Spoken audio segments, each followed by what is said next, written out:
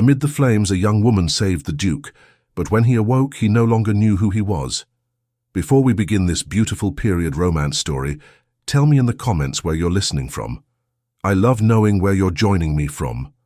The winter ball broke on a single breath. It was a violin note that did not finish. It was a cough under silk. It was a hush that felt like a hand. Smoke pressed from the upper gallery before anyone dared say the word. Guests looked first to one another, as if a face might tell them it was a jest. Then the doors to the west corridor exhaled grey. The smell of resin and old wood turned the air sharp. A footman dropped a tray. Glass chimed on marble. The orchestra stopped without a cue. Lucia had been carrying a basket of folded napery for the midnight table. She had counted the steps along the servants' passage, as she always did, the way one counts stitches. She knew the hinge that stuck on the second door. She knew the draught that kissed her ankle when the kitchen fire drew too strong. She knew how to vanish when a noble turned a corner. She did not know how to ignore the sound of a woman's breath catching and then breaking. She moved before her name could hold her in place. The basket slid to the floor. Linen spilled like pale fish from a net. She ran toward the smoke. It pulled at her eyes. It made the walls ripple. She wrapped one of the fallen napkins around her mouth and stepped into a world that had shrunk to a corridor and a choice. The gallery's tapestries were old hunters and old stags. They were easy to love in the morning and cruel at night. Now they held embers like stars trapped in linen. Wooden beams complained. A door stood ajar. The room beyond had been a place for private music. Tonight it was full of a sound that did not belong to instruments. It was coughing, wet and stubborn. Human. Lucia crouched low and crossed the threshold. Heat pushed at her cheeks. Her hair crackled near her ears. The floor had taken in the fire's breath and thrown it back. She forced her eyes to see through the moving air. There, against the wainscot. A man in a dark coat collapsed sideways, one hand splayed on the floor, the other wrapped around something small and hard. His face was ashen under a layer of soot. His lips were parted. His shirt collar had been loosened, perhaps by his own fingers, perhaps by none. "Sir," she said. The word was ridiculous in this heat. She reached him anyway. She lifted his head. His hair was damp with sweat. His breath answered her ear. He tried to cough and failed. She took his arm and pulled it over her shoulder. His weight surprised her and did not. She worked in the laundry. She lifted wet sheets every day. A man was only a different shape of burden. Her palms met the ruff of his coat. She felt the sting at once. The skin at the base of her fingers screamed. She gritted her teeth and stood. "Sir," she said again, not because he could obey, but because it steadied her. "We go. Now." He made a sound that might have been agreement or pain. She leaned forward, and he slid against her. His slack hand scraped the floor. The small metal thing in his other hand knocked against her wrist bone. It was hot. It was stubborn. He would not let it go even in half-consciousness. She did not try to take it. The smoke took enough from him tonight. The corridor back seemed twice as long as it had been an hour ago. Doors breathed out smoke, then pulled it back like nervous animals. A hanging map of the duchy curled, its edges black as a winter loaf. Lucia kept her head down. The napkin over her mouth was a mercy only for the mind. Her eyes ran. She counted the steps by feel. She found the hinge that stuck with her hip and forced it. The man's knees dragged. His shoes rasped on the floor. Her skirt caught on a splinter, and she tore it free. At the turn, 2 guards burst through from the courtyard side, faces red, eyes wide. Their hands went to the man, as if the world had decided its hierarchy again. One of them recognized the face that she had not, and the word that had not lived in her mouth lived in his. "The Duke," he shouted. "The Duke of Valmont." Lucia flinched at the weight of the name. The other guard reached for the man's shoulders, then for Lucia's elbow. His hand landed on her burned palm by mistake. She did not cry out. The pain flowered and closed. They lifted the Duke between them and half-carried, half-dragged him down the corridor to the safer air. She stumbled after, useless now, light and stiff as a broom. A woman in a jeweled mask sobbed near the stair. A steward tried to count aloud and found he had forgotten his numbers. On the terrace, cold air pinned everything down again. Breath turned to cloud. The Duke's chest rose and fell in a steadier rhythm. Someone stripped off a coat to cover him. Someone ran for a litter. Someone shouted for the infirmary. Lucia stood back. The napkin fell from her mouth. She tasted clean cold and ash. Old Porter Matteo appeared at her shoulder without a sound. His hair was white and his cap was in his hands. He looked not at the Duke, but at Lucia's hands. "Child," he said, "you'll blister by morning." "I blister now," she answered, and only then heard the tremor. "Go to Sister Caterina," he murmured. "She has tea that makes any shame leave her face, and she has eyes that do not listen to gossip." Lucia nodded, because it was easier to obey Matteo than to think. She slipped along the stone wall, keeping to the shadows. She stepped over puddles that would be ice by dawn if the temper of the world held. A page ran past with a basin and did not see her. The great doors to the inner hall yawned. She entered. The infirmary was a long room made for quiet suffering. It took in the palace's fevers, its sprains, its childbirths, its last breaths. It had whitewashed walls and a row of beds like simple boats. Tonight, every bed had a story in it. Men with singed hair, women with smoke in their throats. A child who had run when told to walk and had found a banister with her forehead. The air smelled of time, and something meant to be comfort. Sister Caterina came toward Lucia the way a tide comes toward shore. She was small and solid. Her hands were clean. Her eyes were the kind that could look at a person and see both the hurt and the way through it. "You should not be on your feet," she said. She took Lucia's wrists. She turned her palms up and made a soft, unmothering sound. It was not pity, it was precise concern. Of course you would run toward the heat. Of course the heat would take your hands. "There was a man," Lucia said. "He could not walk." "There are many such tonight," Sister Caterina answered. "Drink." The tea was bitter and hot. It forced Lucia's thoughts into a line. Sister Caterina wrapped her hands with strips of linen as if she were binding a book. She worked quickly. She did not ask questions that would put any servant in danger. She did not repeat anything that had been said by anyone who owned a title. She finished with a knot and then looked over Lucia's shoulder. Her gaze changed. She spoke without moving her lips.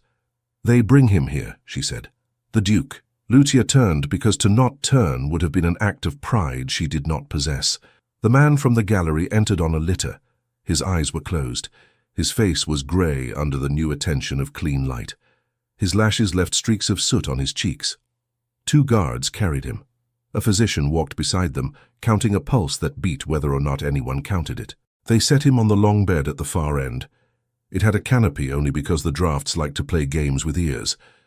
Sister Caterina left Lucia with the cooling tea and went to the Duke with the physician.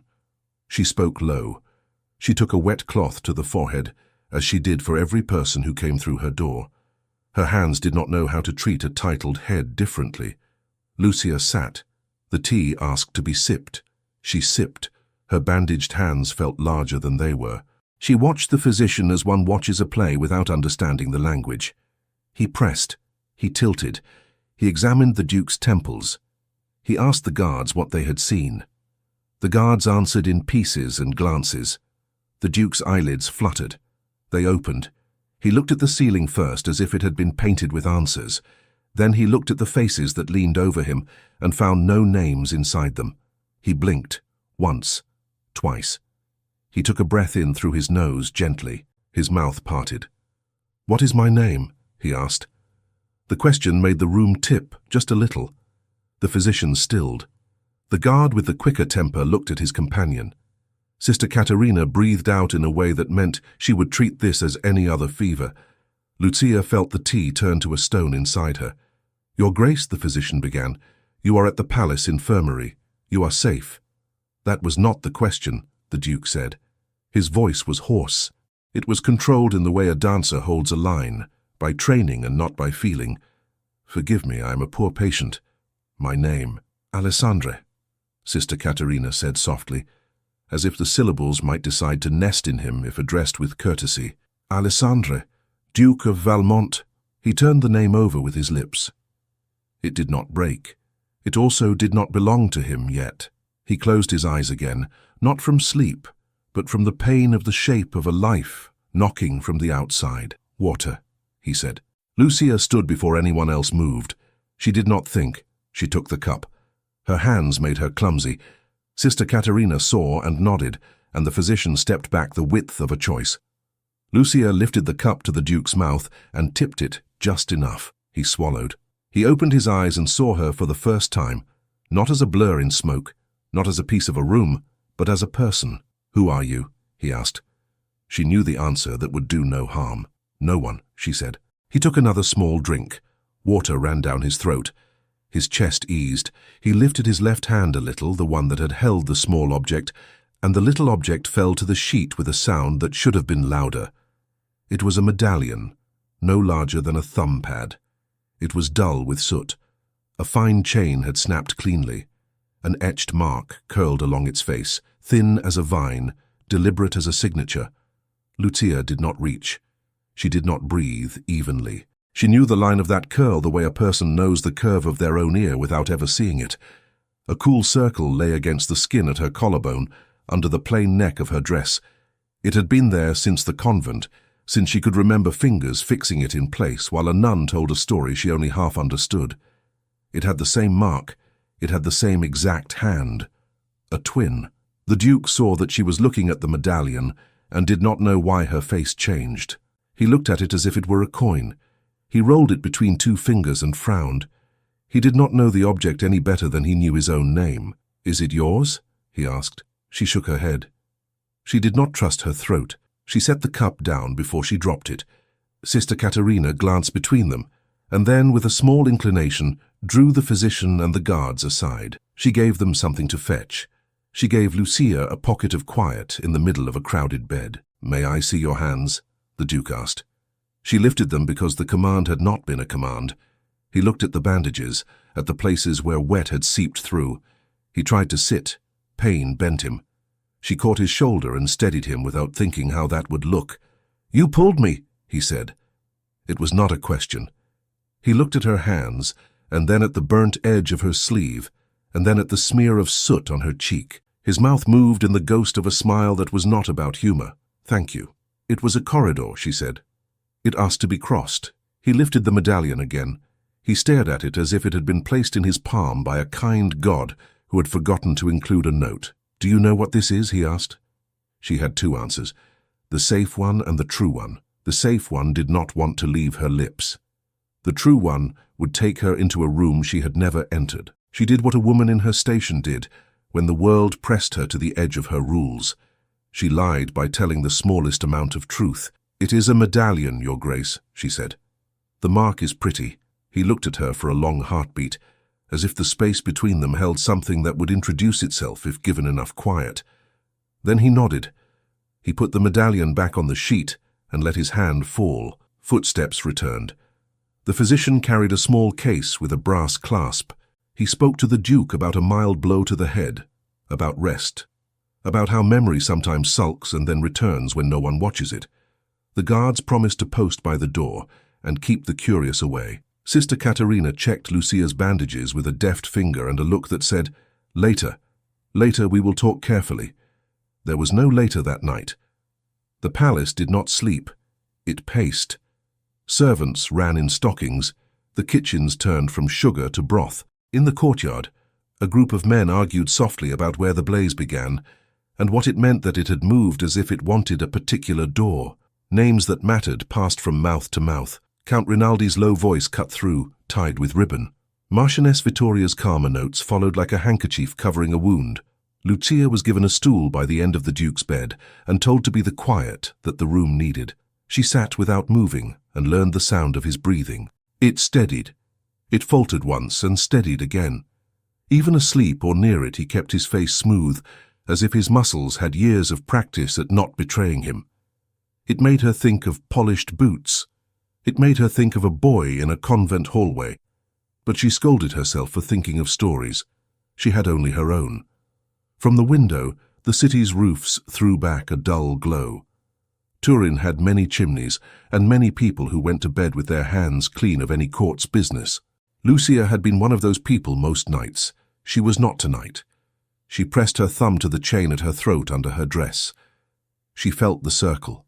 She considered, for the first time in years, taking it out where anyone might see. She did not move, and then she did. She stood as if to refill a water jug and let her fingers slip under her collar. She brought the medallion into her palm and looked at it.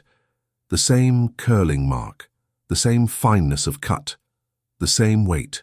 Her heart knew it before her eyes did. Her breath hitched. She raised it to the lamp just so far as the light would not spill into the Duke's face. The door at the far end of the infirmary opened just enough to let in a strip of corridor. A person stood in that strip. Lucia did not know who. The figure did not cough or shift or stir a draught. It simply watched.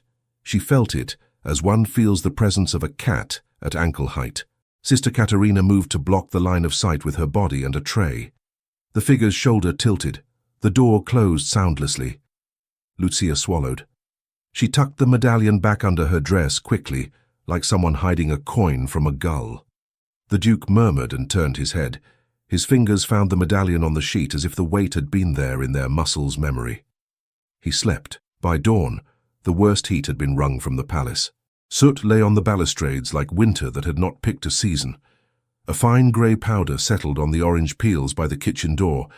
The courtyard's flagstones shone wet and then dull. Men coughed in the corners of rooms so as not to alarm the marquises. Women dabbed at their eyes with lace that made no difference. Gossip braided itself into neat ropes and slid around banisters. Count Rinaldi stood in the small council chamber, with a tally and the expression of a man who wanted to be known as calm. He spoke of keys. He spoke of the inventory of guard rotations. He spoke of the necessity of example when a house must be reminded that the mortar is rules. He did not say the word purge. He did not need to. Marchioness Vittoria entered the infirmary with the quiet of a knife. She had slept or knew how to make her face pretend. Her gown was unrumpled.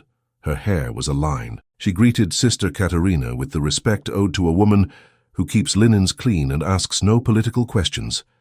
She greeted the physician with the respect owed to a man who will say a body must rest before it can be questioned. She did not greet Lucia. She looked at her instead with an appraisal that would shame a vase. "We will be discreet," Vittoria said. Her voice was pleasant. It was a bell that called you to lessons you did not want. "The Duke's recovery is our first concern. Appearances are our second, and the efficient management of servants is tied to both." Sister Katerina inclined her head. "Of course." Vittoria let her gaze pass over the beds as if arranging a table. "Some of the help seem overtired," she said. "We will rotate. We will not have girls fainting in the infirmary, even from zeal." Lucia did not faint. She did not speak. She kept her eyes on the sheet she was smoothing by the Duke's ankle. Vittoria's attention rested on her bandaged hands and moved on with a soft shudder of disapproval. "Guards will be stationed," Vittoria said. "Curiosity is a contagion." She left. The room exhaled. Sister Katerina set down her tray and looked at Lucia's face, the way one looks at weather moving in. "Keep low," she said. "Keep quiet. And keep your courage cheap. Spend none of it on pride." Lucia nodded. She could do that. She could thread herself through hours like a needle through wool. She kept to her stool when she could. She moved when called. She read when the physician said the Duke might need a shape for his thoughts to follow. She chose simple lines about a traveller who forgot a road and found it again because a dog remembered him. The Duke listened with eyes half closed. His breath fell into the story and out again. It steadied him. It steadied her. Once, he asked her to read something else. She did not choose a tale of love. She chose a list of saints' days that made the year feel like a piece that would not without them. He smiled without the amusement that mocks a thing. It was a smile that said, "This is a place." In the late morning, old Porter Matteo appeared in the doorway with his cap clutched. A guard stepped into his path. Matteo lifted his hands. "I am here for the list of names who went out the west gate," he said. "They asked me for it in the council room." His eyes found Lucia with the swift accuracy of age. He did not speak to her. He did not need to. She felt the message leave his eyes and land in her chest. It said, "Keep your head down." It said, "There are men who will pull on the first loose thread." He left with the guard. His steps were careful, as if the floor had turned to thin ice. Lucia watched him go. She glanced at the Duke. He had slept again, surprisingly deep. His hand still rested near the medallion. Sister Katerina put a gentle palm on Lucia's shoulder. "Eat," she said, "a crust only, and drink another cup because your heart will try to run without you if you do not weigh it down a little." Lucia obeyed. She took her crust to the corner where the light did not demand her face. She chewed. The bread was stale. It made her jaw work. It made a rhythm she could obey. Outside the infirmary, the corridor carried a thread of voices. The words were not fully audible. The tone was. Count Rinaldi's measured cadence, a younger page's anxious speed, a woman's lower controlled couplet, sir. The door to the infirmary stayed open the width of a hand. The Duke woke. He turned his head and winced. He looked at Lucia eating in the corner and seemed to be relieved by the simple existence of chewing. It made the world reliable. He lifted his hand and frowned at the medallion again. "This thing," he said, "it wants to tell me a story and refuses." "Stories can be shy," Lucia said. "Sometimes they come when you stop looking." "I am not sure I know how to stop," he said, and there was humor there, a ghost of who he had been when he knew himself. Lucia almost smiled. She did not. She stood and set the crust aside. She reached to adjust the coverlet at his shoulder. She wished to fix something that did not require courage. He looked at her face as if memorizing a map. In the corridor, the voices stopped. A shadow touched the threshold. Lucia turned to carry the empty cup toward the basin. She moved into the hall, head down, as a maid does who never wants to be named. She looked up once because a change in the air made her do it. In the light beyond the lintel, Marchioness Vittoria stood with a guard. Her head was tilted at a degree that made servants straighten. She spoke low. The guard nodded. Then Vittoria lifted one gloved hand and pointed. Not toward the blackened gallery, not toward the char of the west corridor, but directly toward the infirmary door where Lucia stood. Lucia did not pretend not to see. The gesture was too precise to be for anyone else. She had been pointed at, that was enough. She lowered her eyes, dipped her head like a courtly bow she had learned from watching, and stepped back through the infirmary door as if she were merely a shadow that had mislaid its wall. Sister Caterina met her with a tray before the door closed. It was not a shield, except that it was. "Carry this to the far room," she said, crisp as a bell. "Then stay there. If anyone asks, you are counting bandages." Lucia took the tray. Her bandaged palms complained. She let them. She walked past the long beds, past the propped elbows and the whispered thanks, to the small chamber at the end where spare linens lived. The room smelled of soap more than smoke. It was a good smell. She put the tray down and pressed her bandages to her stomach for a moment and told her breath to be small. Footsteps approached. The hinge gave away the visitor as a person too careful to enter like a friend. Marchioness Vittoria filled the doorway the way a flame does not. She took no air, but the air arranged itself for her. Her face was composed. Her hair did not apologize for being perfect. "Lucia," she said, and made the syllables a test. She did not wait for permission to step inside. "I have been told you were very active last night." Lucia kept her eyes on the tray. "I did what I was told," she said. "By whom?" Vittoria asked. "The fire," Lucia said before she could reach for a safer answer. She swallowed. "By Sister Caterina," she amended. Vittoria's gloved hand drifted, as if she were smoothing a wrinkle in the air. "There is a right way to be useful," she said. "Girls who crave attention often mistake noise for service. The Duke's recovery requires quiet. It will be managed. The sight of a soot-streaked servant hovering at his bed does not soothe the court." Lucia did not argue. She nodded, small and steady. Her heart beat like a footfall at the top of stairs. Vittoria's gaze slid to Lucia's hands. The bandages were not as neat as they had been. One edge had loosened. The mark beneath was angry and new. The Marchioness did not flinch. She did not soften. "Unfortunate," she said, as if discussing a tear in lace, "and indiscreet. Curiosity is already swollen. We shall alleviate it." "I will stay out of sight," Lucia said. "Yes," Vittoria said, pleased to hear the words from any mouth but her own. "You will. Sister Caterina will assign you to storerooms, accounts, laundry, any place made of walls. No more infirmary. No more reading aloud. No more improvisations of heroism. Do not mistake a single act for a license." Lucia lowered her head. "Yes, madam." Vittoria tipped her chin as if to say, "This was easy." Then she left, and the hinge betrayed her again, a soft complaint that made Lucia's jaw unclench by one tooth width. Sister Caterina entered on the hinge's echo. She shut the door with her hip. She set an earthen pot on the shelf and spoke in a tone that did not match the room's weight, because weight can be deflected by speed. "We have a plan," she said. "The plan is, you appear to vanish. Linen counts, a list of colds among the laundresses. I will need you to carry nothing heavier than a notebook. Your hands are not for proving anything today." "She told me to stop reading to him," Lucia said. The sentence surprised her by how much it hurt. Sister Katerina's eyes softened and then sharpened. "We are not ceding all ground at once. But today, yes, we will be inconveniently obedient. The council meets. They will want a neat line of decisions that look like control.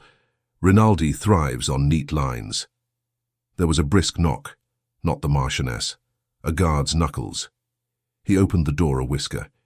He had none of Vittoria's smoothness and all of the same authority. He looked at Sister Katerina, not at Lucia.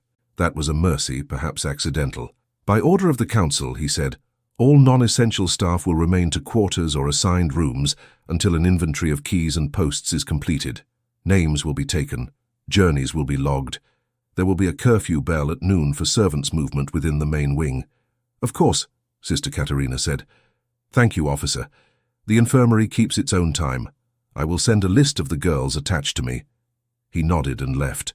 The hinge, faithful as ever, told the truth about the swiftness of his going. Lucia felt the word curfew land on her like a shawl that had not been offered to warm. "They will count us," she said. "They will pretend counting is the same as knowing," Sister Katerina replied. "Do not give them the satisfaction of making you afraid of numbers.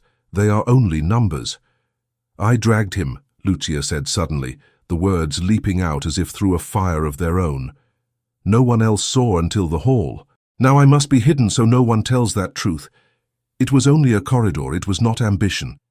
Sister Katerina did not hush her. She let the air take the heat and hold it. "I know what it was," she said. "Matteo knows. The Duke will know." "The Duke has no name," Lucia said, hearing the ache in it. Sister Katerina laid a cool palm against Lucia's cheek, brief and businesslike.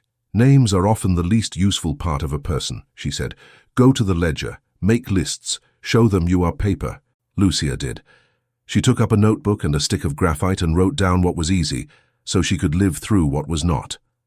Sheets, 12 dozen. Towels, 9 dozen.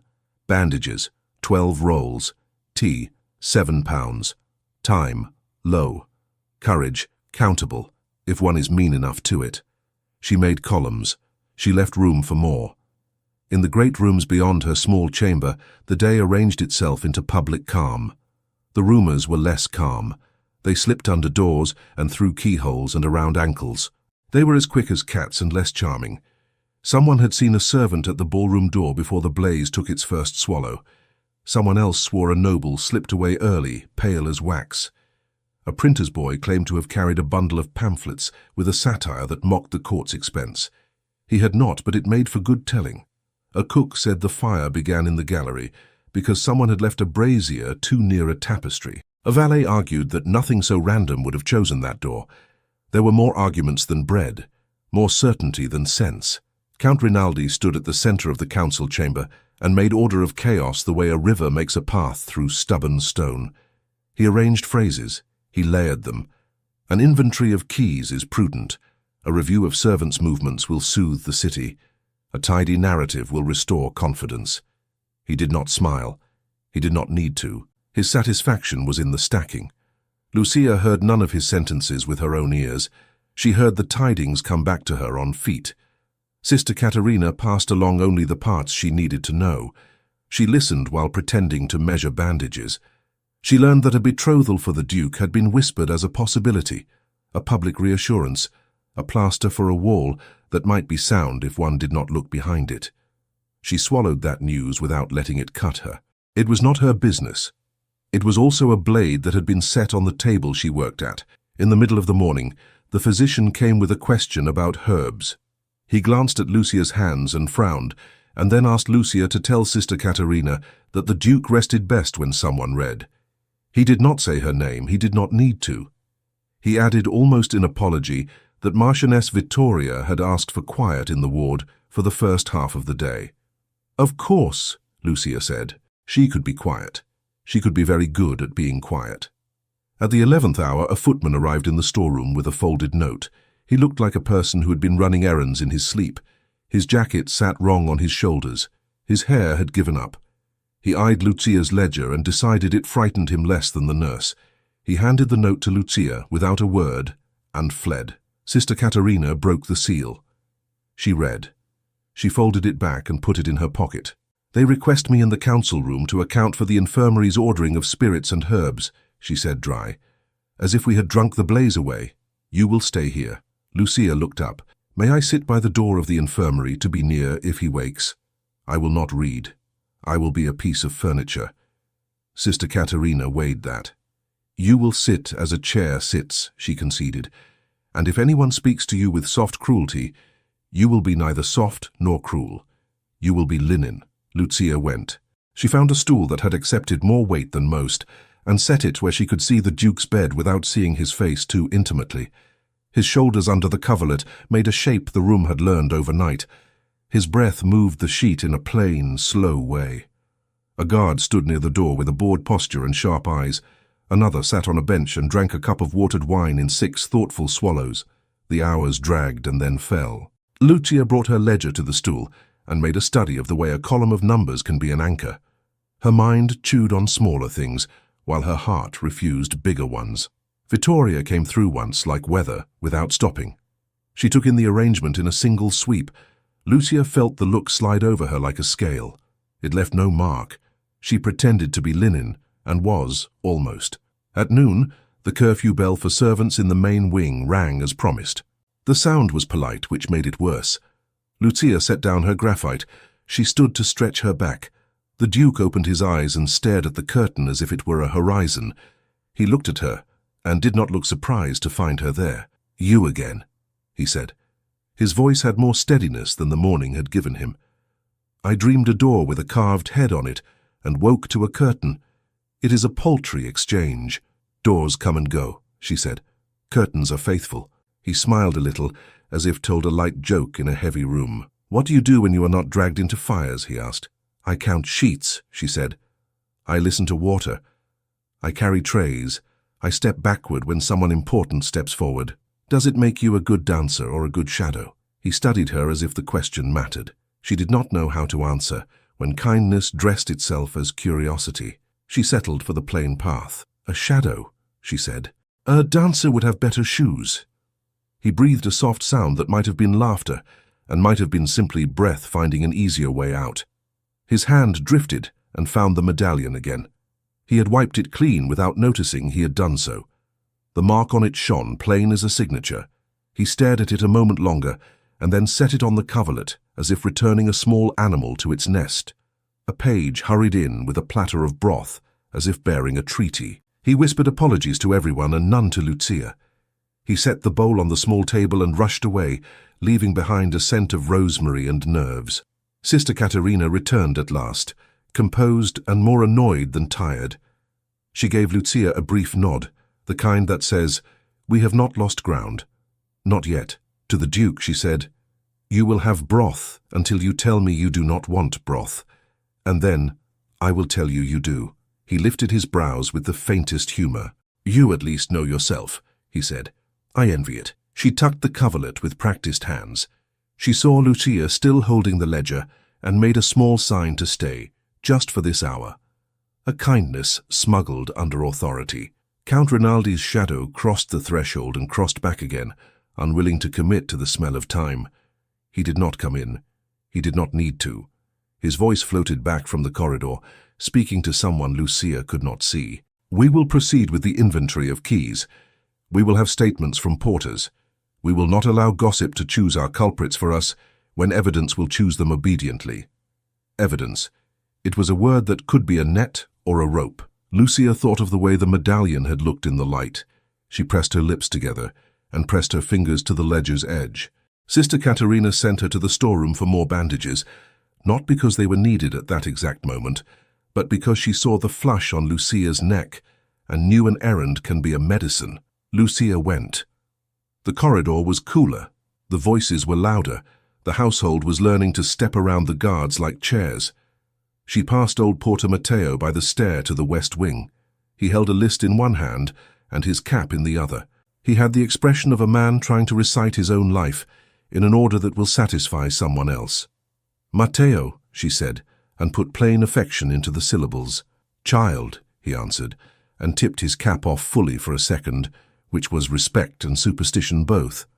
"They want gate records. They want to know if a ghost left by the rear door last night wearing honest boots. They want numbers until numbers will be guilty." "Do you need water?" she asked. "I need more years," he said, and managed a smile.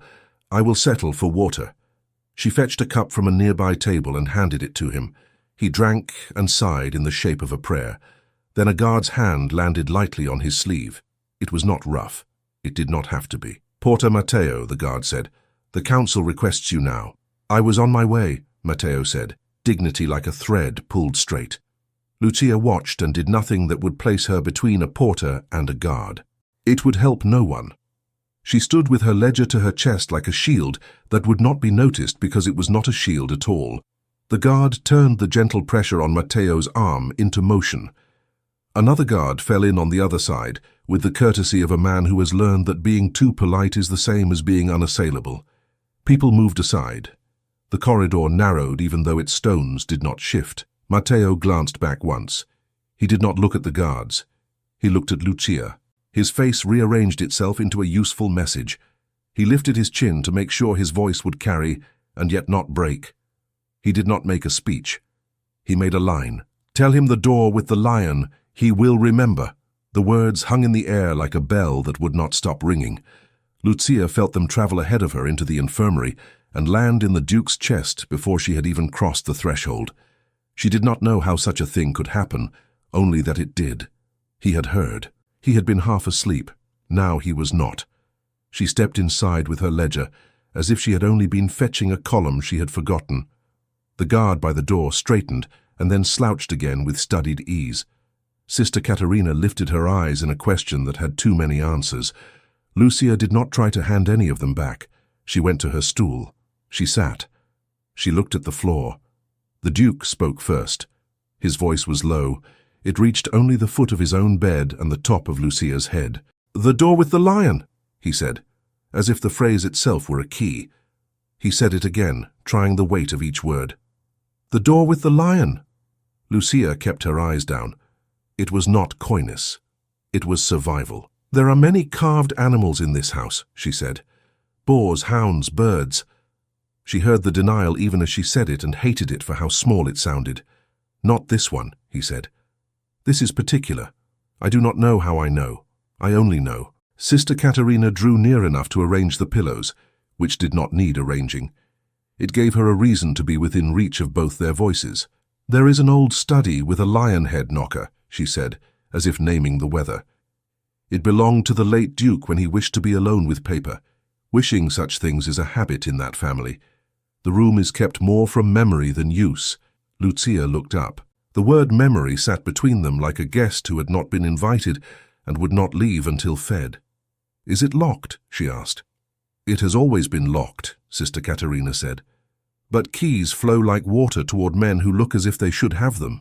The porter would know." She placed a folded cloth on the table and left the rest unsaid. They all knew who held the porter's lists now. The Duke tried to sit up. He managed it with a wince and a hand to his temple. "I want to see it," he said. "If the thought is foolish, it will die of daylight. If it is not, then let us be the ones to find out." Lucia stood before caution could make her slow. It was not her place to be this kind of brave. She did not want that to be true. "I can ask a boy in the stables," she said. "Some of them are good at keys. Some of them pretend to be worse than they are. They like to help when the help looks like mischief." Sister Caterina tilted her head in consideration. "You will walk as if to fetch broth," she said. "You will return with broth, and something small and metal if the world is generous." The guard by the door pretended not to hear. He had learned the value of appearing dim. Lucia moved with a pace that was brisk and not hurried. She kept to familiar paths. She put her fear in her pocket and carried it like a coin. In the scullery she found Tommaso, who had the cleverest hands in the yard, and the kind of eyes that made elders shake their heads and forgive him anyway. He was rinsing a ladle and pretending to be at work. "Tommaso," Lucia said, offering him the smile she gave to small dogs and stubborn doors. If a person had to open a door with a lion on it, where would such a person begin? With a key, he said, and grinned. Then he saw the line of her mouth and swallowed the rest of the jest. Which lion, Lucia? The one the old Duke liked. Tommaso glanced toward the back passage. Matteo kept a ring for that floor. The council took his ring to count it, but Matteo keeps his own memory better than any brass. He was made to give them one ring. He has another. He ducked under the long table, reached up into a hollow where a loose board had always sagged, and brought down a thin loop of 3 keys. He kissed his fingers and touched the smallest key. Try the little one first. If anyone asks, you did not get these from me. I do not know you, Lucia said. It was the kindest thing she could offer him.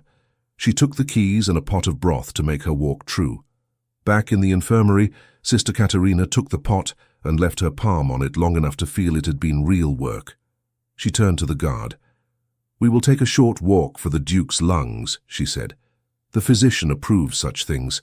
Air and a few steps do not harm a man more than lies do. The guard hesitated, then nodded. He had orders not to move the Duke without cause. He had not yet learned how to call air a cause. The second guard, the one with the thoughtful swallows of watered wine, stood as if he had been waiting to be useful. I will accompany, he said. They moved through the corridor at a pace to satisfy 2 worries and to anger no one. The Duke leaned on Lucia lightly, like a man who did not want to insult her strength or his own. Sister Caterina walked on his other side. The guards walked ahead and behind, an honor that felt more like caution. They climbed one quiet stair and then another. The door with the lion found them before they found it. The carved head stared down as if amused to be recognized after a long season of being ignored. Its mane had been made by a hand that loved to cut wood. The keyhole sat in the mouth as if the lion were about to speak or swallow. Lucia handed the smallest key to the Duke without looking at the guards. He looked at the key as if it might speak and say, I have done this before. He slid it into the old lock. It resisted like an old knee. He turned. The tumblers sighed. The door opened on the smell of paper and cool dust. The study was not grand. It was made to be a place for thought to sit down. A table, a chair, shelves with registers asleep on them, a small hearth dark with disuse, a window that knew the courtyard without being seen by it. Lucia felt the hush as a kindness, not a threat. The Duke stepped in first. The guards hovered in the doorway with the energy of men afraid of being blamed for something they had not the power to stop. Sister Caterina moved with the right to be anywhere a person might choke on air. Lucia stood still for a beat at the threshold. Her palms throbbed with their old news. She exhaled and went in. The Duke moved his hand over the table as if his fingers could read in another language where his eyes failed. The table told him nothing. The drawer told him more. It stuck. He pulled with the patience of a man who knows how old houses argue. It gave a small complaint and then yielded. Inside, a sealed letter and a loose sheet with a drawing on it. The drawing was of the mark on the medallion.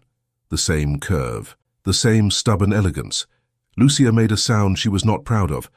The room held it gently anyway. The Duke picked up the drawing.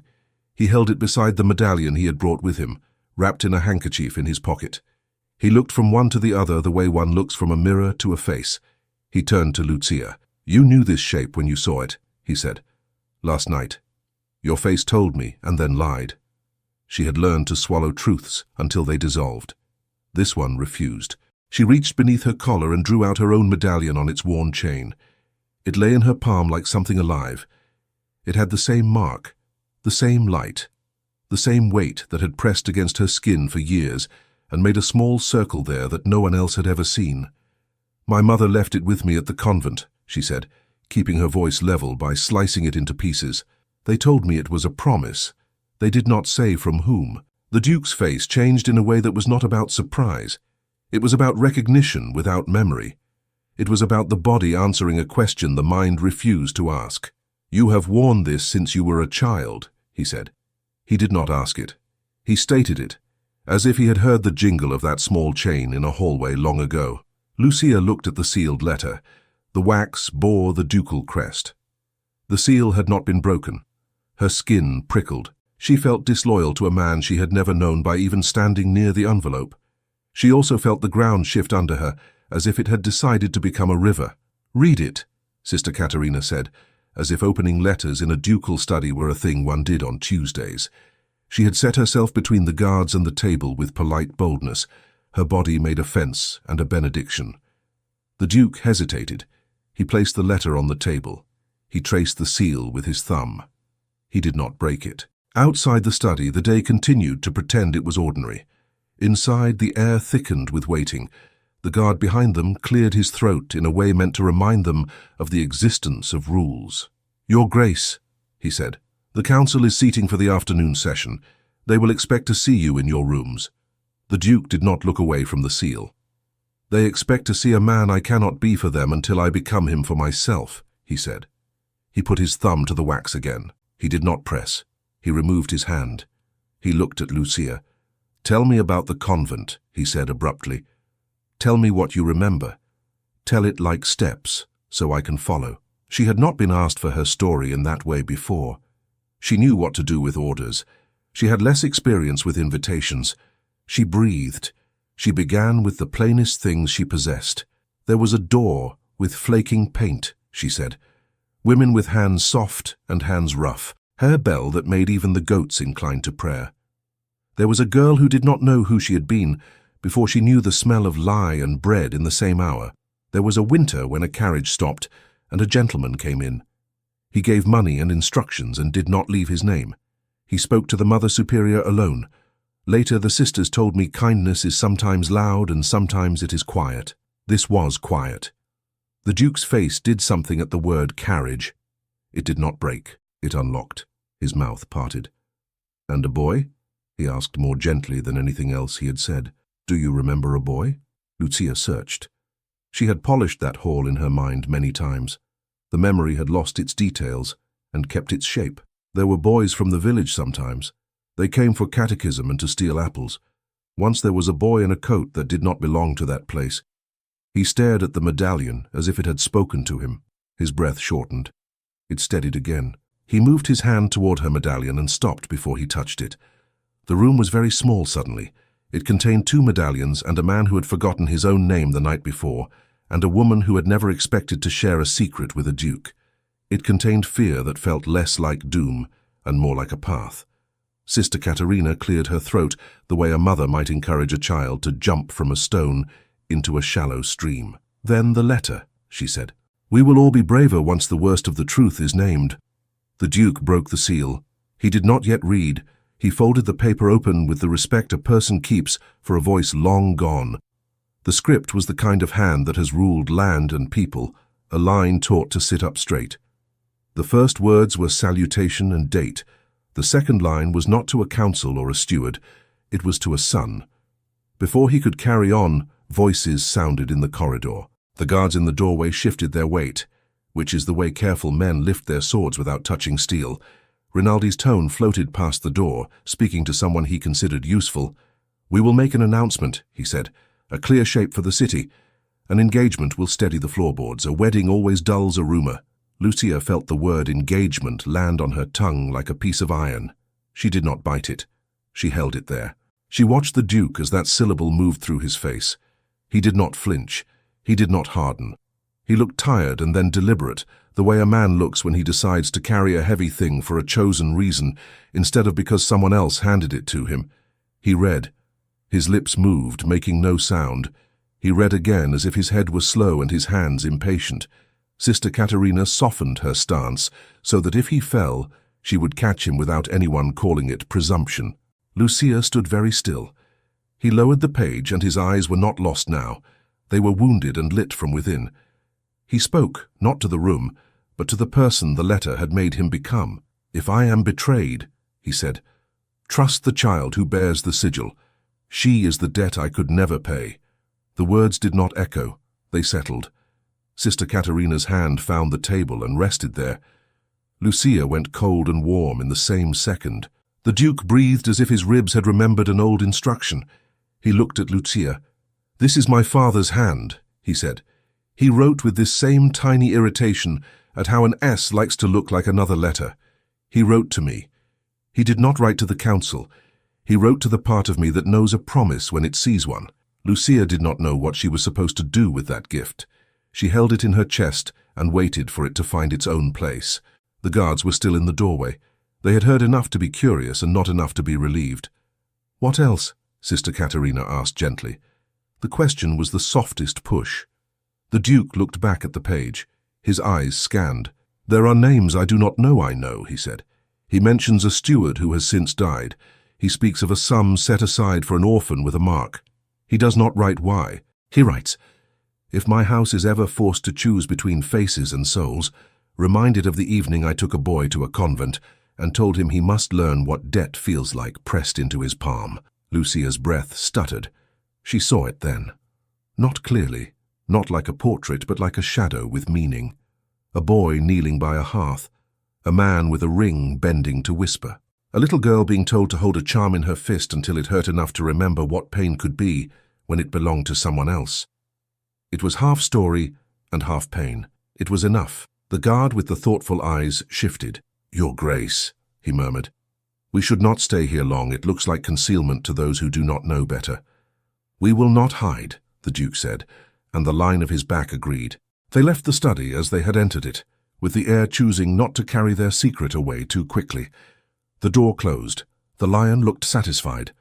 Lucia let the keys lie against her palm for a moment longer, before Tommaso's hiding place took them back. The house had grown more talkative while they were gone. News travelled without shoes. Lucia and the Duke had not yet reached the bottom of the stair, when a chambermaid, cheeks flushed from her own errands, rushed past and whispered to her friend without meaning to be overheard. "They say a servant cloak was seen near the ballroom doors before the first smoke. They will hang their blame on cloth. It is cheaper than guilt." Sister Katerina's hand shot to Lucia's sleeve and pinched lightly, the way one steadies a teacup about to shatter. "Do not let loose words find you," she said under her breath. "They bite and pretend they are small." At the turn, Count Rinaldi himself came into view, flanked by lesser men whose value was in being present when he spoke. He stopped when he saw the Duke. He made a bow adjusted for injury and rank and the presence of women. His smile was polite and not warm. It was a tray one did not dare set down. "Your Grace," he said, "we were about to send for you. The city waits for our voice. Panic is a cruelty. We must not be cruel when we can be clear. The court understands your need for rest. It will understand better when we announce your intention to secure the duchy with a fitting alliance." "An alliance," the Duke repeated. His tone was even. He did not ask for details. He did not need them. Rinaldi would have them in neat lines. "A betrothal," Rinaldi said, as if choosing a softer synonym smoothed a rough thought. "Your cousin Vittoria has labored to arrange a meeting of minds. The Marchioness d'Arberg has a daughter with virtues that speak for themselves. Beauty, yes. Dignity. A family unspotted by scandal. The city will sleep." Lucia felt the world tilt in a way that had nothing to do with smoke. She stepped back without moving. She became all at once very good at being spare. Sister Katerina's fingers pressed again, and then released. The Duke nodded. It was a slow movement, with a purpose under it. "I will speak to the council," he said. "I will choose my words with the care this house deserves. But I will not make vows to steady a flaw that can be repaired with truth. We will begin with truth." Rinaldi's eyes held a warning couched as concern. "Truth does not stir a crowd as quickly as ceremony," he said. "We must be wise men as well as good." "Wisdom without goodness," Sister Katerina murmured, just loudly enough for Rinaldi to hear, "makes neat funerals." He chose not to answer her. He directed his gaze to Lucia, as one peers at a bee alighting on a dish. "And this maid," he said lightly, as if tasting a harmless curiosity, "has she been assigned by the infirmary to the Duke's convalescence?" "She is assigned to me," Sister Katerina said. "Everything that touches the Duke's health is assigned to me while he breathes under my roof." Rinaldi accepted that with a tilt of the head that meant nothing could be accepted forever. He made another bow that ended the conversation, and walked away with his lesser men trailing like ribbons. The afternoon stretched, the house adjusted, the way a shirt does when someone taller puts it on. Lucia returned Tommaso's keys with a look and a nod that meant gratitude and danger both. She passed Matteo's empty stool at the porter's door. It looked like a person had been subtracted from the room, and everyone had agreed not to mention the missing number. By mutual unspoken consent, Lucia and the Duke did not return to the infirmary immediately. Sister Katerina steered them through the long gallery that remembered how to be quiet, then out into the garden. Frost traced the hedges. The gravel kept secrets. They walked slowly. The Duke kept his hand light on Lucia's arm. The colder air woke him without cruelty. He looked at the sky as if he had never seen its particular way of being ordinary. Lucia watched his profile and tried not to learn it. "So you will be asked to forget this morning," he said after a time. "You will be asked in the tone that makes forgetting sound like obedience." "I am good at obedience," Lucia said. She did not make it a joke. She made it a sorry fact. "I am learning the difference between obedience and loyalty," he said quietly. "Obedience is a habit. Loyalty is a choice." "You speak like a man with memory," she said, surprised at herself for letting the remark out of her mouth where anyone might catch it. He smiled at the hedge. "Perhaps memory was inefficient. Perhaps I am quicker without it." Lucia stopped. The path had narrowed to a place where one person must step aside for another to pass. She did not move. He did not either. The closeness was a door neither had chosen. It asked for something and did not name it. "They will say I reached too high," she whispered, and heard how easily the phrase pretended to be someone else's thought. It was her own. "Then let them look up," he answered, not moving away. He lifted his free hand as if to touch her cheek, and then did not. The restraint trembled. It settled. The air between them knew they had been brave and polite at once. Steps approached on the path. They moved apart as if they had been standing near only to discuss a frost-bitten rose. A footman, carrying a basket of covered dishes, peered at them, and then remembered to lower his eyes. He passed and left behind the smell of broth and butter. They returned to the study, when the house grew tired of choking on its own gossip. The door with the lion greeted them with the same carved patience. They entered. The letter lay where they had left it, as if it had been waiting with good manners. The Duke read it through from the beginning this time. He stopped at the line written to a son, took a breath, and kept going. He read about funds placed for a child, identified by a mark. He read about a promise made years ago in a room with too much stone in it. He read the words debt and trust and betrayal. He read the name of a steward whose ledger had always balanced, and whose quiet had purchased other men's noise. He read dates that sank into the paper like small anchors.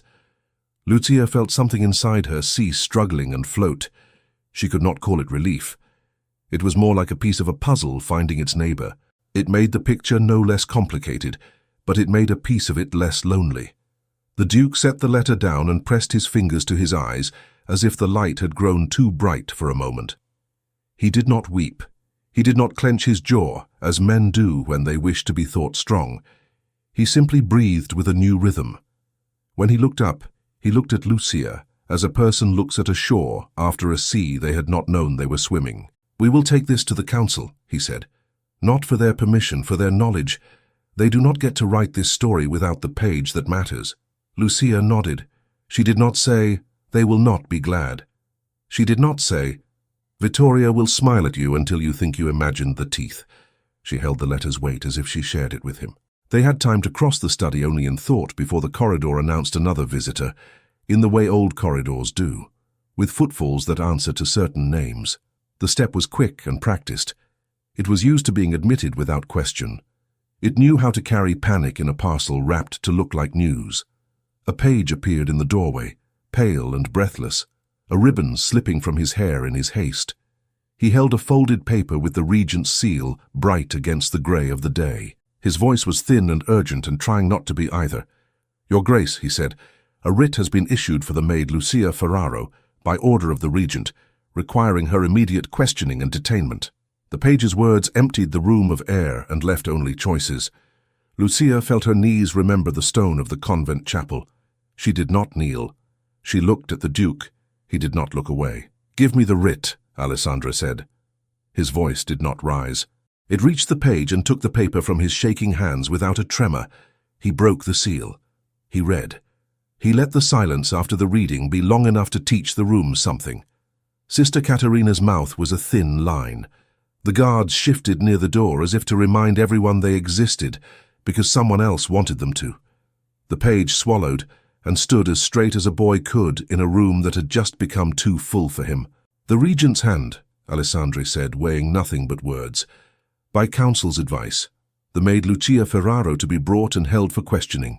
He folded the paper. He put it on the table beside his father's letter. Then he looked at the guard with the thoughtful eyes, the one who drank watered wine with care. You are posted to my person, not to the council's. True? The guard bowed. Yes, your grace. Then hear me plainly, Alessandro said. No hand will be laid on this maid without my order. If the regent wishes to speak with my staff, he will do so in my presence. If questions are to be asked, they will be asked where I can answer them as well. The guard inclined his head. It was relief and duty in one gesture. I understand. Lucia breathed, but it felt borrowed. Your grace, she began. He turned to her before she could finish. Lucia, he said. Just her name. He said it like a promise, and the writ lost half its teeth. Sister Caterina broke the spell with necessary work. We go to the council now, she said briskly. Before paper grows teeth again, bring the letter, bring what truth you have, leave the rest.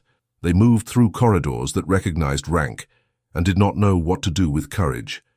Servants stepped aside, not because they feared the Duke, but because the ribbon of the regent's seal still fluttered in imagination. Curiosity ran ahead and opened doors for them. The council chamber had remembered how to look austere overnight. Long table, high-backed chairs, men who had learned to sit as if they were also furniture. Marchioness Vittoria stood near the tall window, the light behind her making her hair a dark crown. Count Rinaldi presided, which is to say he occupied the precise spot where presiding looked good. Your Grace, Rinaldi said, rising. Our concern is noted, Alessandro said mildly, and entered as if he had always meant to arrive at this exact breath. He did not sit. He placed the regent's writ on the table, then his father's letter beside it, so that one seal looked at another, and neither could claim to be fuller of authority than the other. Vittoria's gaze slid to Lucia, and then away. We will be quick, she promised, too kindly. Questions simply tidy the day. Sister Caterina moved to Lucia's shoulder and made an answer with her presence alone. Tidy would not mean cruel if she could help it. Rinaldi touched the writ's corner with one finger. A matter of procedure, he said. A servant seen in a corridor at an hour when servants ought to be elsewhere. A rumor about a cloak. We must show the city that order walks on its own legs. Order does not walk on lies, Alessandro said. He lifted his father's letter and held it without flourish. Before you ask your questions of a girl who pulled me through smoke, you will read what my father wrote to me. You will hear what is owed in this house. Then you may decide whose legs order stands on. Rinaldi did not like being told where to begin. He also loved letters more than he loved flashes of temper. He gestured for the page to carry the paper to him. He read. The room altered by a degree that only Sister Caterina's eyes noticed. Men who prided themselves on weatherwise expressions found themselves in rain without an umbrella. Vittoria's mouth did not move, but her eyelids did. That was all the admission she allowed herself in public. Rinaldi read twice, the way men do when their hearts must catch up with their judgments. He spoke at last, slower. The late Duke writes of a debt. He writes of a child marked by a sign. He writes of trust when betrayal claims the house. He writes to his son, Alessandro said. His tone was gentle, clear. Vittoria turned, soft as silk. He does not write names, she said, a reasonable thorn. He does not write that this particular maid bears any particular mark. Lucia lifted her chin. She did not step forward. She did not make a speech. She reached up, drew her medallion from beneath her dress and let the light take it.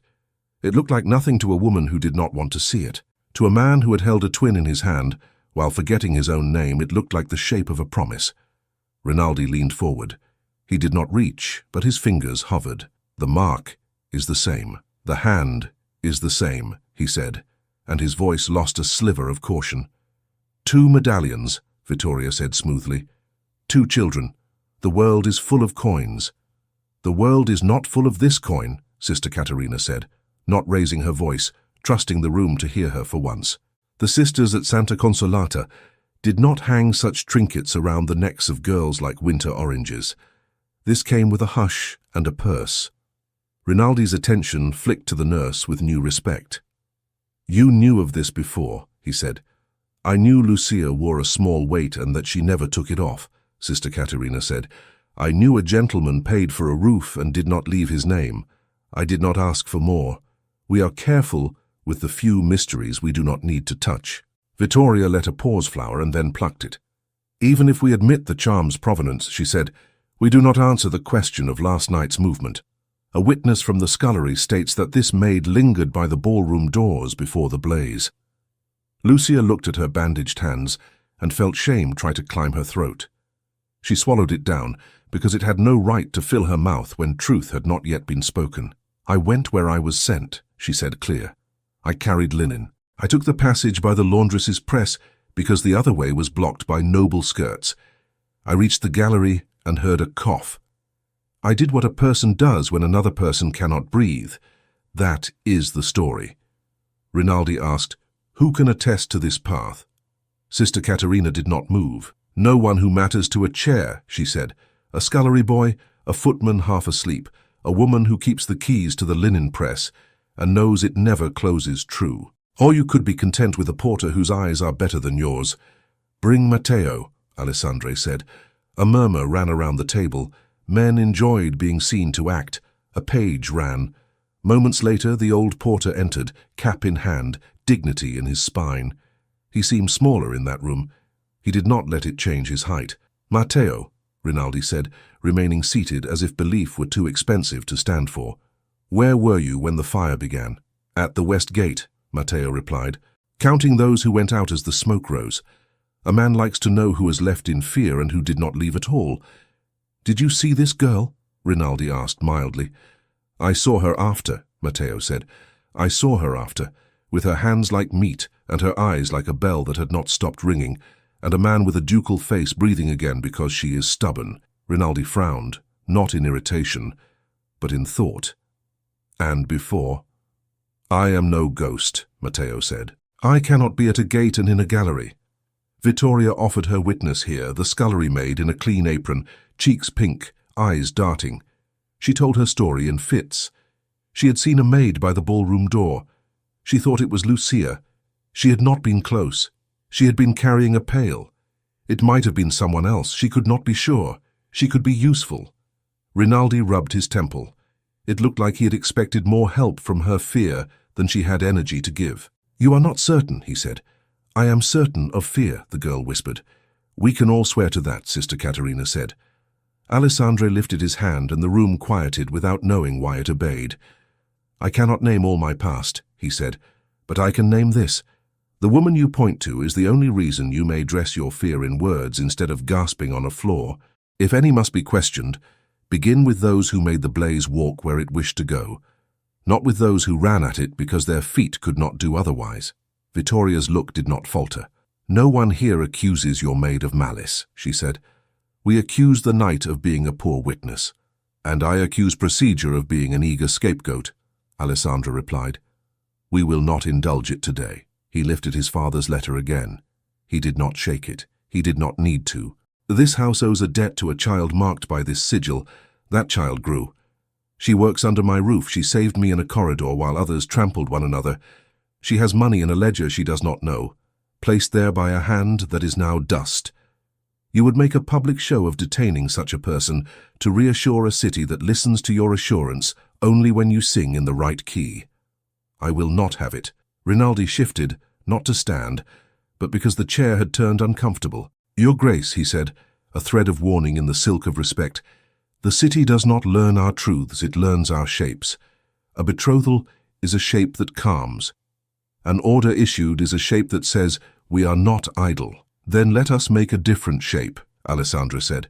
"I will address the court. I will state the inquiry plainly. I will state that I owe my life to a maid whose name is Lucia Ferraro. I will tell them I will choose whom I trust. Begin there." Vittoria's lips curved. It was not a smile. It was an acceptance of a conversation she would now move to another room. "Of course you will speak," she said. "The whole city wishes to see your face. That face will reassure them more than any decree." Rinaldi sighed. It sounded like a man setting aside a tool he had sharpened all morning to be used later. "Very well," he said. "The writ will be held in abeyance. Questions will be asked where the answers can be heard by those who must hear them. The inquiry will focus on keys and posts." Alessandre nodded. And while you count, you will return the ring taken from the porter so he may do his work. We will not make ourselves fools by stumbling in our own halls." Matteo's chin lifted a fraction. The smallest victory sometimes tastes most clean. The council rose because it had to. Men had to be seen standing when a duke chose to stand. They bowed. They murmured.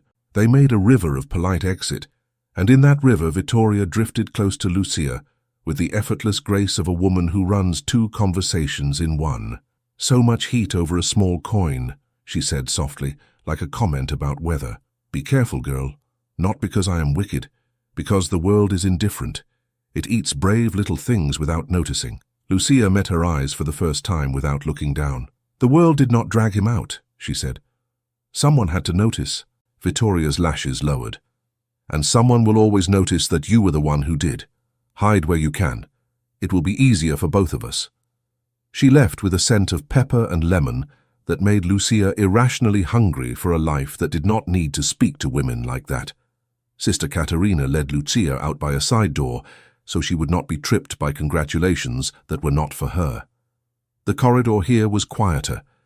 The air did not have to carry so many opinions. They reached a small antechamber with a bench and a casement window. It looked out on a strip of garden where frost dawdled. "Sit," Sister Caterina said, "just for a little while. Let your heart come back to a pace a body can use." Lucia sat. She did not know what to do with her hands, now that they were not being ordered by crisis. She clasped them and unclasped them and thought of the ledger waiting for her on the stool. She thought of the Duke's father's hand. She thought of a circle on her skin that had always been a private thing, and was now part of a room full of men who loved order. The door opened behind them with a soft scrape. Alessandro stepped in alone. He closed the door and leaned his back against it for a breath. He looked at Lucia and then at the window, as if needing a sky to speak to and not to. "I should say something formal," he said, a small smile that was not for display lighting the edge of his mouth. "I do not have the talent for it today." She stood because to stay seated while a duke stood felt wrong, and also because she could not bear the angle of her own neck looking up at him on this day. He gestured for her to sit again. She did not. It made them equal from the waist up, which was not true and felt necessary. He stepped closer, not too close. Close enough that she could see the soot that had not left the rim of one fingernail. He had been cleaned and dressed and presented. He was still the same man who had asked her for water and his name. "I cannot name all that the letter names," he said, "but I can say it aloud. My father placed you under the protection of this house, before the fire, before this room, before any of this. That is one truth." She nodded. Words would have broken.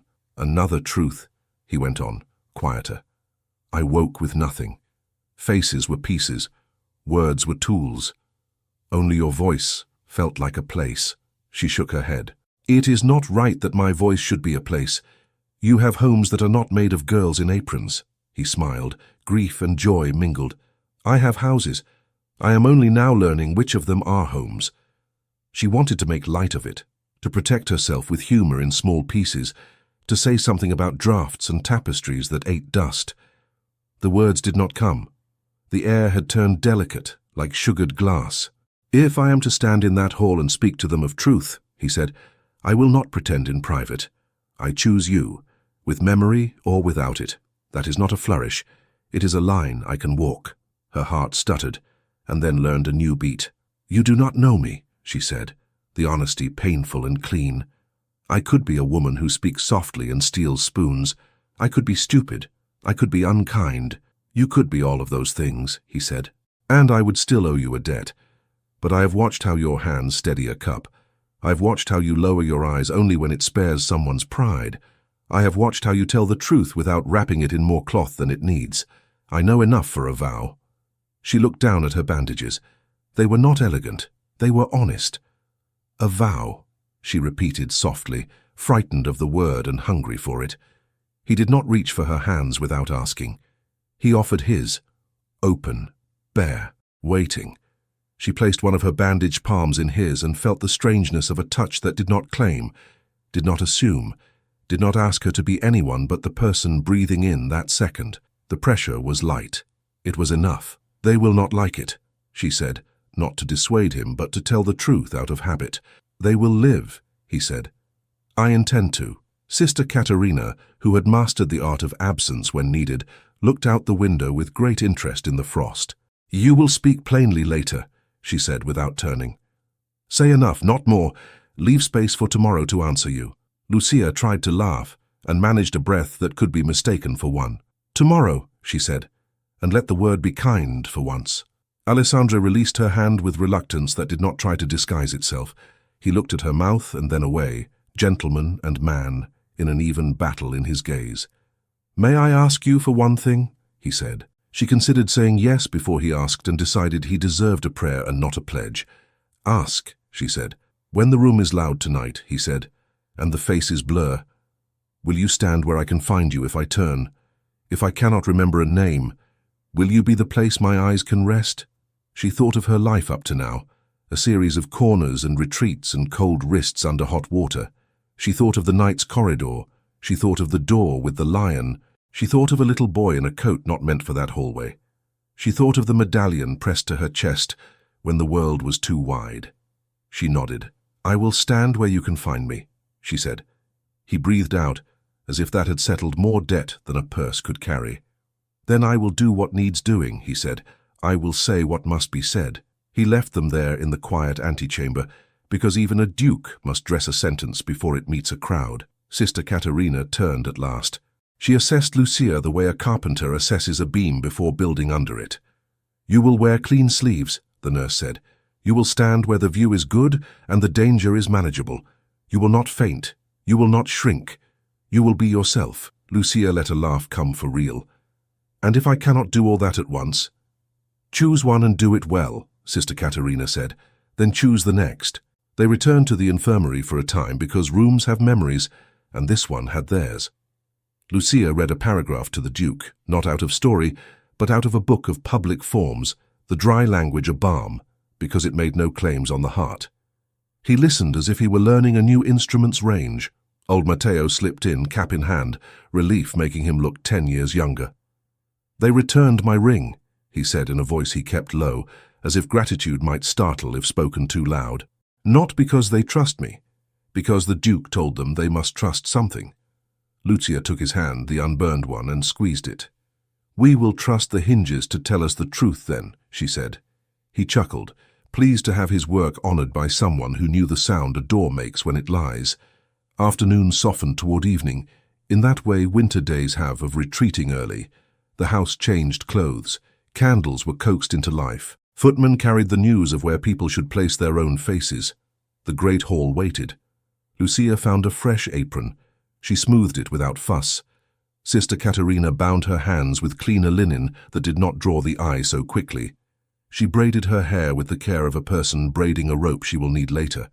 Alessandro stood in the doorway of the infirmary, long enough to take in the sight of them, the little hospital done up like a church before a saint's day.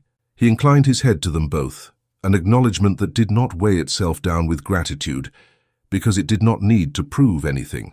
He offered his arm to Sister Katerina to lead her to the hall, not because she needed the support, but because the court needed to see him linked to the only authority more stubborn than theirs, mercy.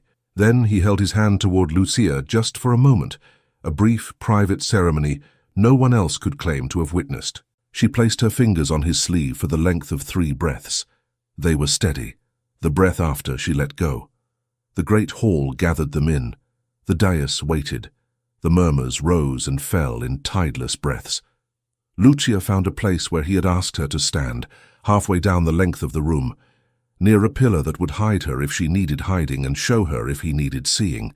She stood. He walked to the center, not in pomp, but with a clarity that found its own light. He stopped where echoes are born. The first words would matter. The room knew it. He knew it. Lucia, among the unseen, held still. When he spoke, he did not begin with policy. He began with a simple fact. "I owe my life," he said, "to a maid who ran toward heat. Her name is Lucia Ferraro." A visible ripple moved through the hall. It was not outrage. It was something less practiced and more honest. People adjusted how they stood. They adjusted how they saw. He went on. He spoke of inquiry. He spoke of keys. He spoke of the letter without reading it aloud, Because some things are for a son before they are for a crowd. He spoke of a house that will balance its debts. He did not promise what he could not keep. He promised only that he would not look away from what had already happened. He did not call for silence. He called for patience. When he finished, he did not lift his arms to catch applause. He did not wait for anything except his own breath to come back. He stepped down and did what he had asked of her. He turned and found her in the place she had said she would be. Their eyes met. In that small connection, the hall's size did not matter. The glances of ladies did not matter. The council's ledgers did not matter. It was two people who had chosen the same corridor out of 100 and were now ready to walk it again without smoke. Later, in the quiet that the house keeps between a speech and a meal, Lucia returned to the terrace for a moment and let the cold take her cheeks. She pressed her medallion between two fingers and felt the metal warm under her skin. She did not pray. She did not need to. The vow in the antechamber was a prayer answered in the asking. Behind her, steps approached at the slow pace of a man who is coming to stand beside a person, not to startle or claim or command. She did not turn at once. She knew who it was by the way the air admitted him and did not change its temperature. "We have done a great deal without rest," Alessandra said softly. "We will learn to rest," Lucia said. "Like saints who did not." He laughed, quiet in the cold. "Tomorrow," he said. "Tomorrow," she echoed, and the word felt like a bridge they had already begun to cross. Morning did not arrive with trumpets. It came with the ordinary clatter of pails, the cough of chimneys relearning their work, the shuffle of boots trying to be quiet. Lucia woke with a clear line in her chest that had not been there before. It was not courage exactly. It was the absence of the one fear that had ruled her choices. He had said the words, she had answered them. The rest of the world could be as loud as it liked. Sister Caterina tied fresh linen around Lucia's hands and pressed a kiss to her hair the way a woman blesses bread without ceremony. "Eat," she said. "You will need a voice that does not tremble for a day that will shake others."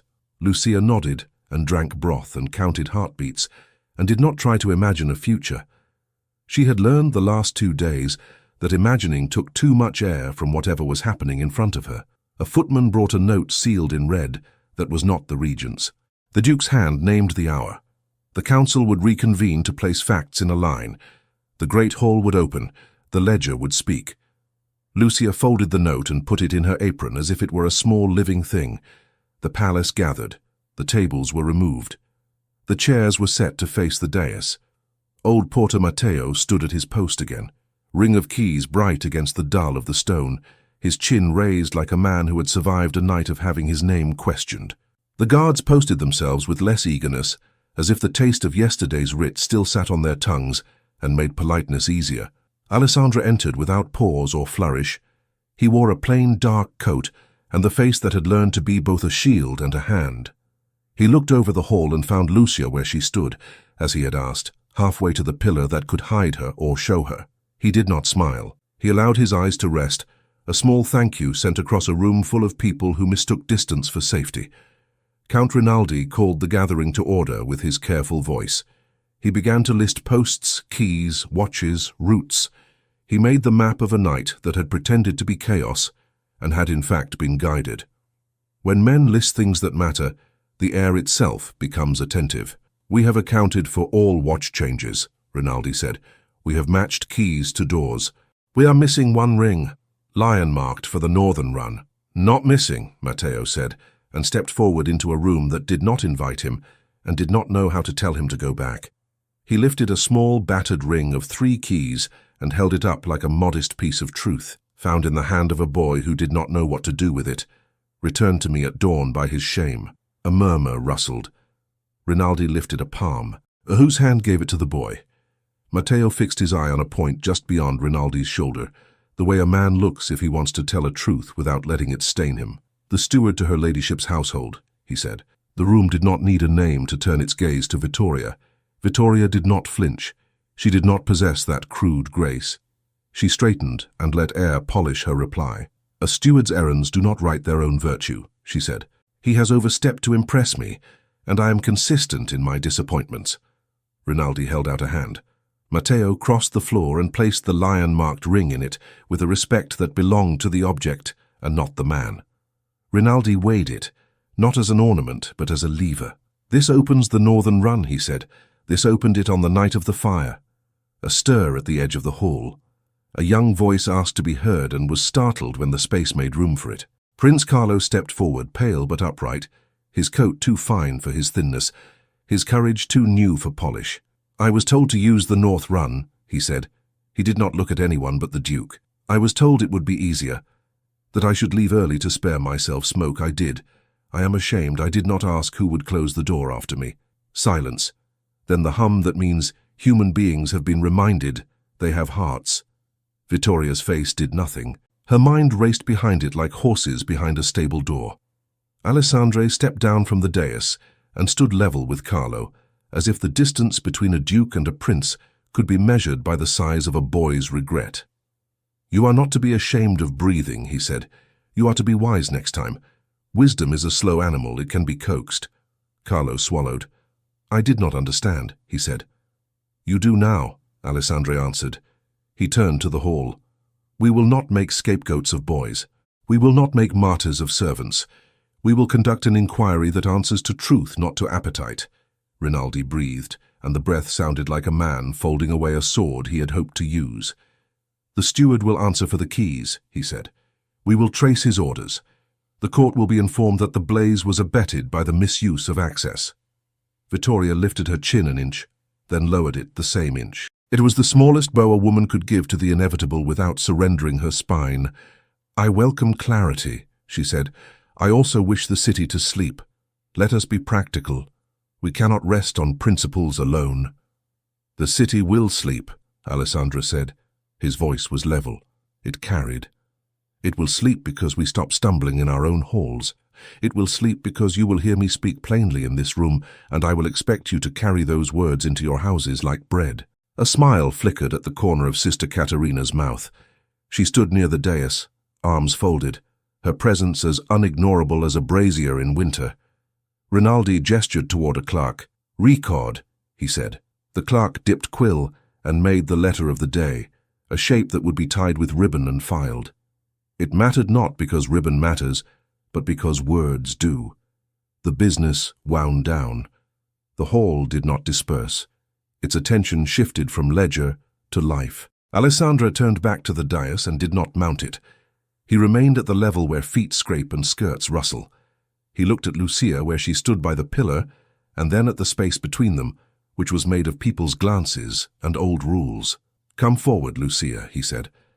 Her name filled the hall without strain.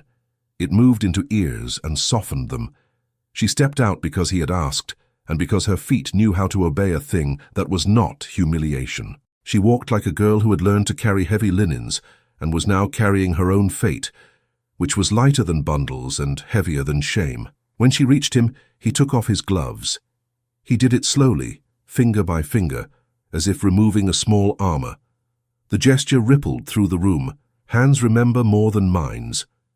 Women watched and touched their own wrists without knowing why. He held the gloves together in one hand, useless as symbols now.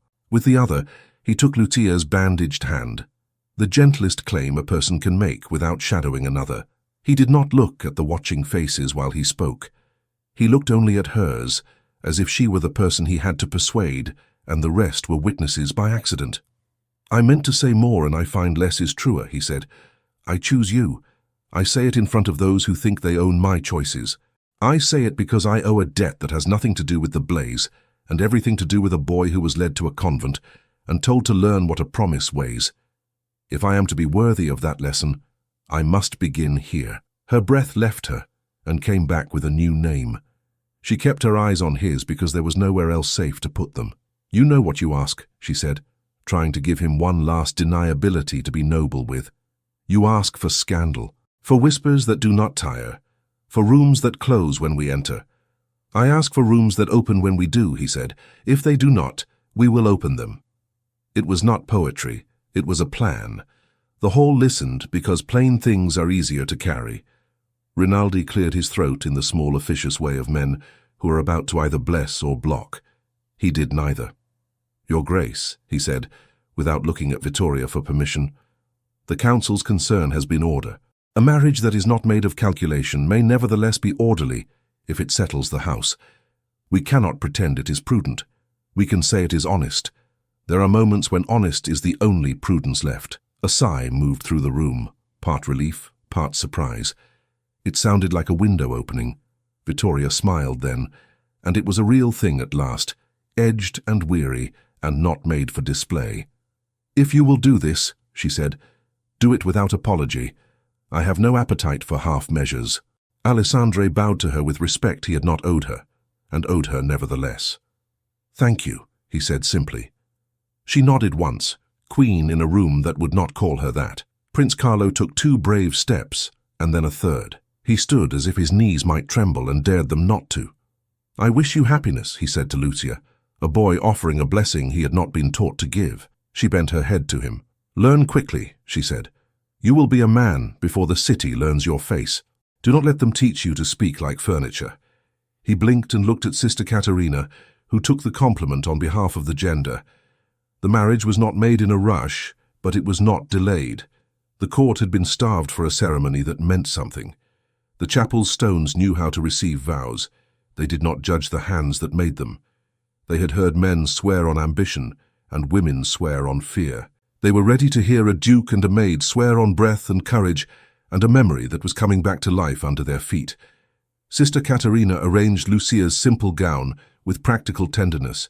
"You will not trip," she said, fussing at a hem. "You will not weep too much. You will remember to breathe."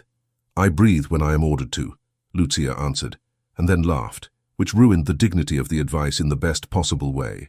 Old Matteo stood by the door and swiped at his eyes with the back of his hand so that the salt would not stain his cap. Tommaso's hair was slicked down with water and bad judgment. He winked at Lucia and then looked at the floor, as if he had been caught stealing virtues he did not deserve. The Duke waited near the altar, with the patience of a man who has already chosen once and is merely walking the distance to say it in the right place. He did not wear velvet. He wore honor. It looked better on him. The chaplain began with Latin and ended with words all could understand. Lucia's voice did not tremble when she spoke her yes. She had said the word before. It had never meant this. Alessandro's voice was steady and quiet. He did not promise in the style of men who like to be heard. He promised like a man who expects to be held to it.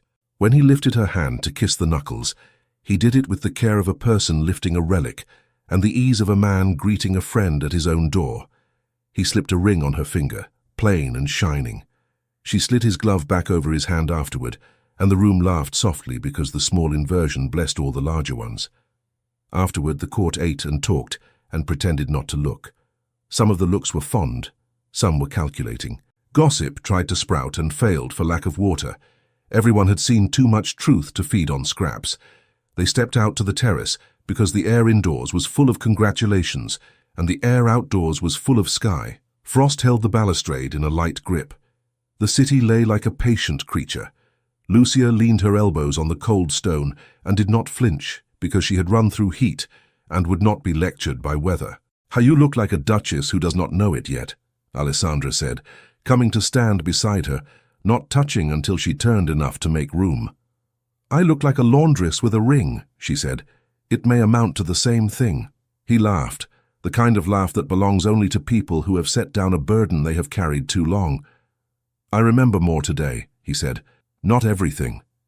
Enough. I remember the smell of stone at Santa Consolata. I remember my father placing this very coin in my palm and telling me not to forget what a promise weighs.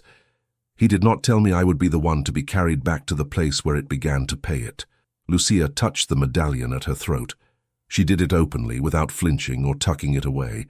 "I remember a boy who looked at me as if I were a page in a book he had lost and suddenly found," she said. "He looked as if reading would be the same as breathing." "He was a solemn boy," Alessandro said. "He thought worthiness could be earned by good posture. He learned otherwise last night." "Last night," she repeated, and let the 2 words carry everything they needed. They did not need to speak more. Silence did the honest work. It polished the moment and returned it to them warmer. When they came back inside, the hall was full without being crowded. People made space for them. It was not deference alone. It was the relief of people who had seen a story end the right way in front of their eyes. It made them kinder for an hour. It might make them courageous for a day. Rinaldi stood with a glass he had not yet sipped. He approached Lucia as if approaching a dog that belonged to someone he respected and wanted to be liked by on his own merits. "Your Grace," he said to her, the title new in his mouth and not unpleasant. "I have known many tidy endings. They never last. I prefer today's kind. It is messy. It will make us live better." She inclined her head.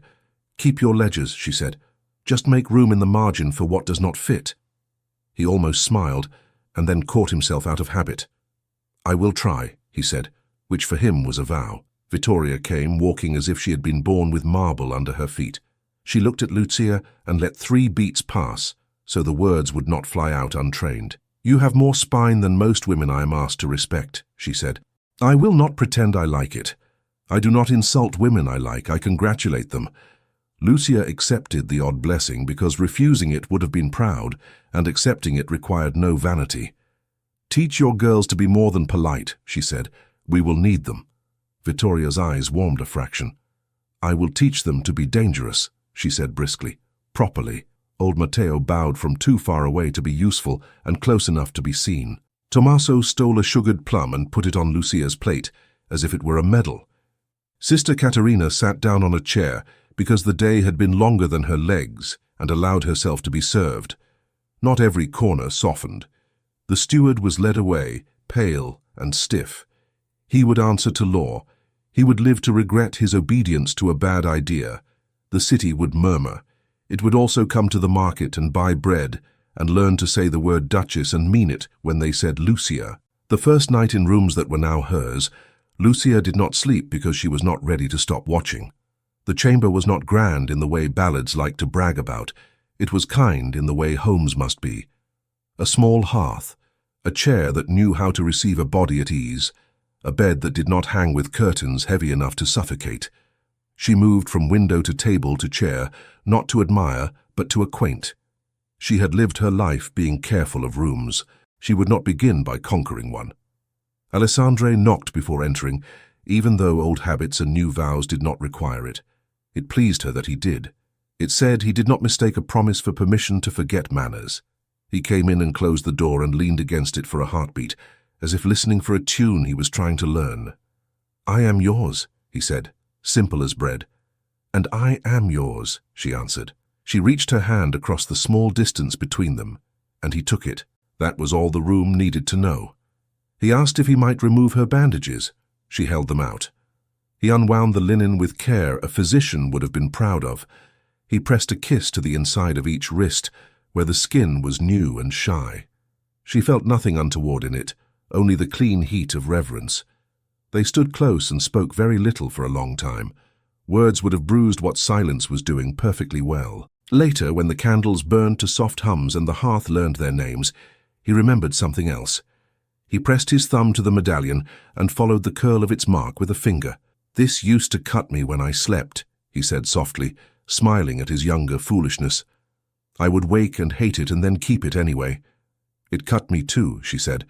"It was the only sharp thing I was allowed to own. It kept me from forgetting that gentle does not mean weak." He looked at her then with an expression that would have been too much to bear if she had been any younger. It was gratitude and desire and awe, all braided and tamed. He did not touch her mouth without asking. He asked. She answered with her breath, and then with her mouth. It was not a court's kiss, it was the first act of a life deliberately shared. Morning again. It came faster now. That is what happy days do. They arrive greedy. The city woke and did not burn. The gates opened and closed. Men argued about bread and not about scandal. In the market, women discussed Lucia's plain dress with approval that surprised them. Children ran with sticks that pretended to be swords. An old nun at Santa Consolata smiled to herself and did not tell anyone why. In the weeks that followed, Alessandro stood with Lucia at meetings that had never seen a maid's eyes before. She listened more than she spoke. When she did speak, men stopped pretending to write notes and listened. She asked questions that turned procedures into people and numbers into names.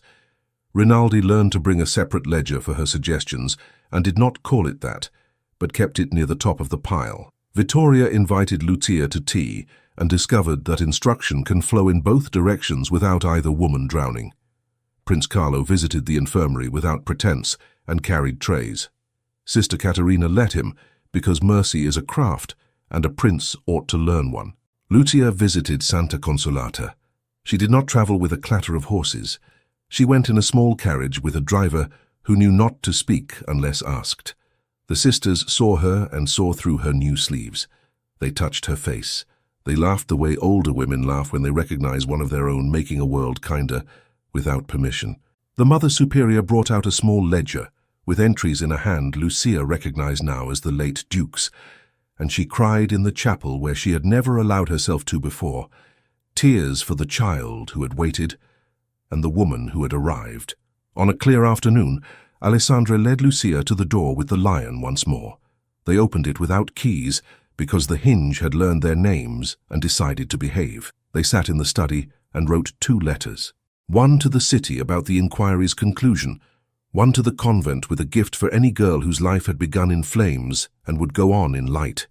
They sealed them with the ducal crest and with their medallion's mark. It was a new seal they shared, unseen by the court and all-powerful to the 2 of them. They walked the garden in winter and in the first thaw. They stood under trees that would later remember they had not been alone. They learned small things that marry 2 lives, the way she took tea, the time his patience shortened, the manner in which sorrow approached him, the angle at which joy surprised her. They fought twice and ended both quarrels laughing, because each had learned to surrender the right peace at the right time, and neither wanted to win more than they wanted to go on together. One evening, in the great hall where echo had once carried fear and now carried music, they danced, not with the grace of people who learned from teachers, but with the ease of 2 who had learned each other. He led without pride. She followed without erasing herself. The court watched and forgot to whisper. People love to be reminded that happiness can be ordinary and still be grand. Toward the end of the night, Alessandro raised a glass not for wine but for words. He spoke without paper. He said a simple thing. Names burn, titles blur. We learn them again every day or let them go. What remains is the courage that moved a maid into fire and a man out of it. We will forget many things. We will not forget that. Lucia stood at his side, ring bright, medallion warm against her skin, hands healed. She looked at the faces that had once weighed her like cloth and now weighed her like a person.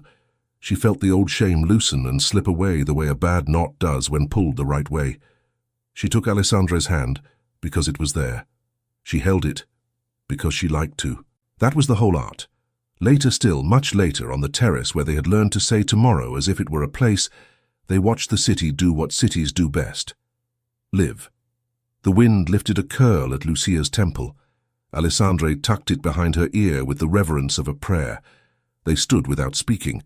Some endings do not need a word to hold them together. The air knew, the stone knew, the moon knew.